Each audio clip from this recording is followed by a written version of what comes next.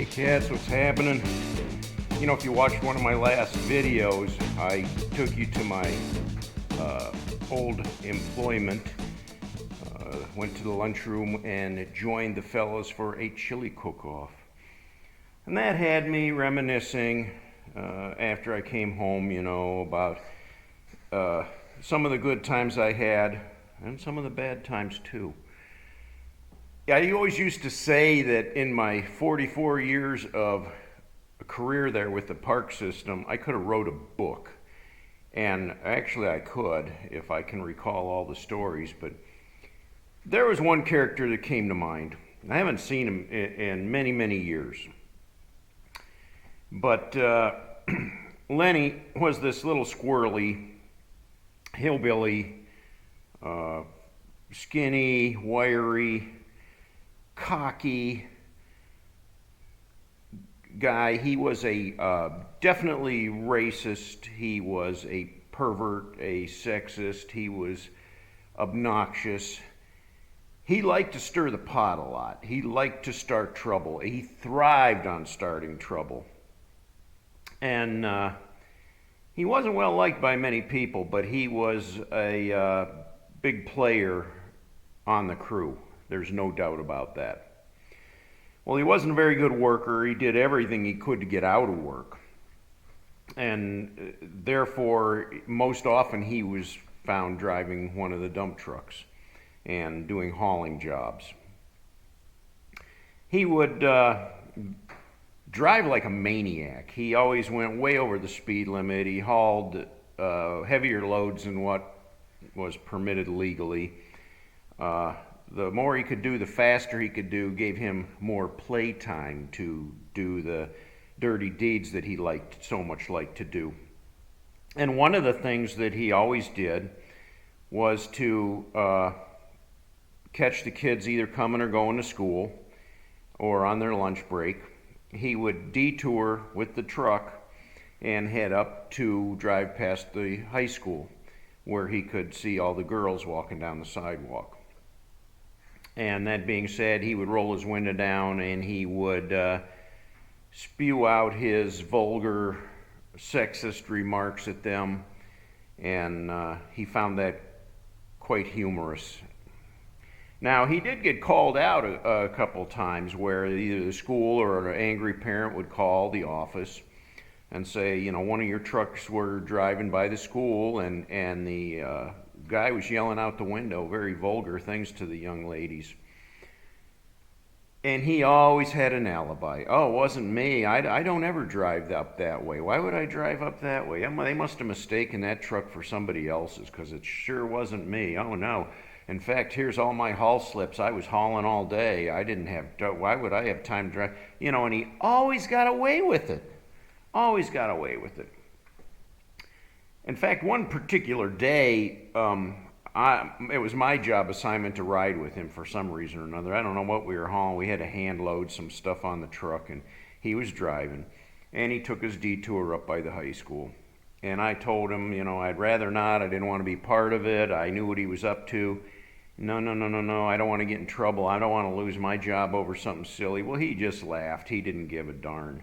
He could care less. It was all about him. And we went up by the school. He rolled the window down and started yelling his vulgar insults at the ladies. And I literally went down under the dashboard. I didn't want anybody to see me in that truck at all. And he just laughed hysterically. He just thought that was hilarious to see the look on these girls' faces when he spewed out his filth. He was a little jerk. There's no doubt about it. And there was quite a few times where, well, let's say he got his ass beat on the job by other employees because they could only take so much of him. He really liked to stir up trouble with the guys. He would mock guys until they would be so angry they would come after him, and he'd run to get away, laughing hideously. He was just one of those guys that you could never get under his skin, or at least it didn't seem that way, but he could sure get under your skin. He was a racist, so he would pick on some of the black guys that worked on the crew just incessantly until they were just ready to kill him. And that was just the way it went for a long time. If he didn't like a piece of equipment that he was operating, he would make sure that it didn't run anymore. He'd empty half of his water bottle into the fuel tank, or he'd push sand into the oil. Anything he could do to destroy it so that he would never have to use that machine again. And the mechanics would scratch their head trying to figure out what the heck was going on. Little did they know he was behind it. Well, let me just talk about the park for a minute. And I always say this because of all the years I worked there. The parks are kind of like a stew of everything that goes on there. Of course, you have people coming out there to have picnics, to hike, to just enjoy nature, to watch birds, or maybe just take your girlfriend out there and hang out. It also attracted those that wanted to do drugs or drink, that wanted to be discreet and try to hide, pull some of their perverted actions out there in the woods, or in these other kind of far out locations where nobody really went very often. In fact, there was even, a lot of crime, theft from vehicles, even rapes, and some bodies that were dumped in the parks over the years I worked there. The park was a dumping ground for that kind of a thing. So that being said, and back in those days, that was before the internet, before DVDs or anything like that. So the perverts would come and bring their porn magazines, and then they would throw them out. And Lenny would collect them, and he had a trash can with a liner in it, but he would pull the liner out and put the porn magazines down in the bottom of the trash can in the garage, and then put the trash can liner back in there.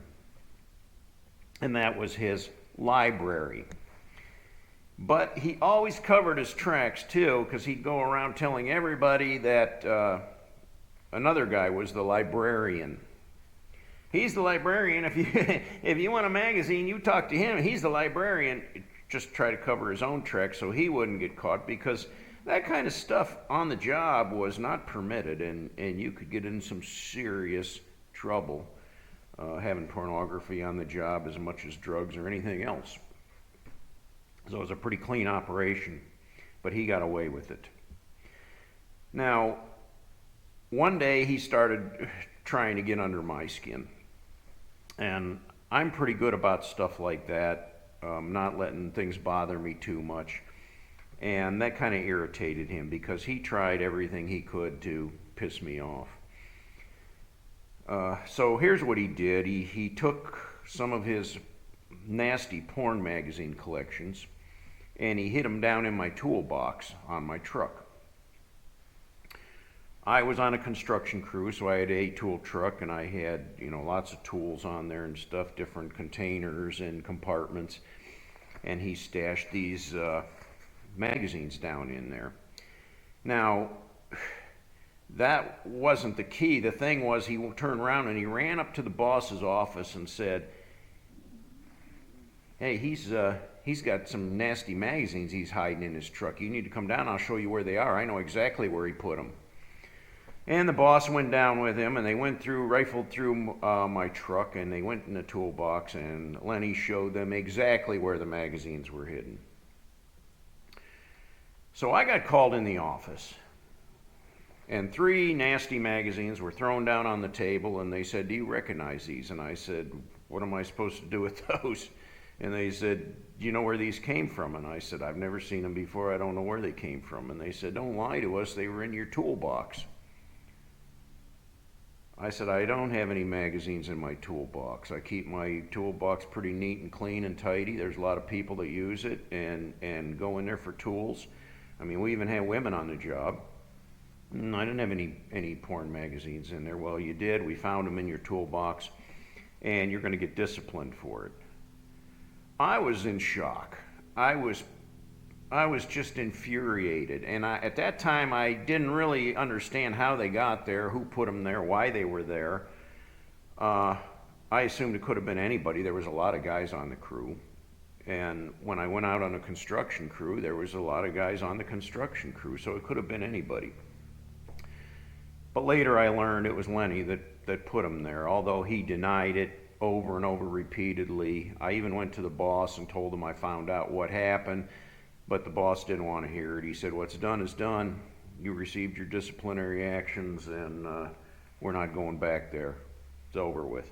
So I was infuriated. I was really, really angry at that squirrely little runt that he would do that to me. And I really wanted to clock him. I really wanted to make him pay for that. But I was warned by the boss that there will be no retaliations to anybody, or I would be looking at more disciplinary time. So as unfair as that was, I just had to take my pill and swallow it. But I let Lenny know that he wasn't going to get any sympathy from me ever. In fact, I was going to make his life absolutely miserable. Well, what comes around goes around. One day we were out working in a remote area, and Lenny happened to be there with his dump truck. The boss showed up, and the boss wanted to talk to him about something or question him about something that he was into, some trouble he was into. And Lenny wasn't going to put up with it. He started smart talking the boss. He started denying everything, and then he started cursing at the boss and really trying to humiliate him in front of the other guys. Well, the boss got so angry that the boss went after him. Lenny tried to run across the parking lot, and he tried to run up this steep embankment to get away, but the boss caught him by the leg, pulled him back down, and just beat the tar out of him while we stood there and watched. In fact, he beat him real bad. He got him on the ground, he kicked him, he punched him, he tore him up. Well, Lenny never stopped yelling the whole time. In fact, he was crying. But he continued his insults at the boss over and over again. And the boss finally had to walk away. He didn't want to kill him, but he beat him to a bloody pulp. And Lenny stood up, staggered off to his truck, screaming insults the whole way back to his truck. Well, after that, he got transferred off, so we never did see much of him again. Where they put him, he couldn't cause much more trouble. And his truck driving days were over, as well as working with the other guys that he would insult. So that was the story of Lenny, the guy that came back. Just one of the memories I had of my 44 years of employment. And I've got lots of them. I mean, when you work with that many men and you see all kinds of characters. I don't know how many guys came and went over the years, but I probably worked with hundreds of different characters. And old Lenny, he stuck out like a sore thumb, above and beyond anybody else. Well, there's my story today. Like I said, I got a lot more where those came from. But until then, guys, take it easy, and I better get up and do something. I got a lot to do today. It's the weekend, and I got a big honey-do list along with a bunch of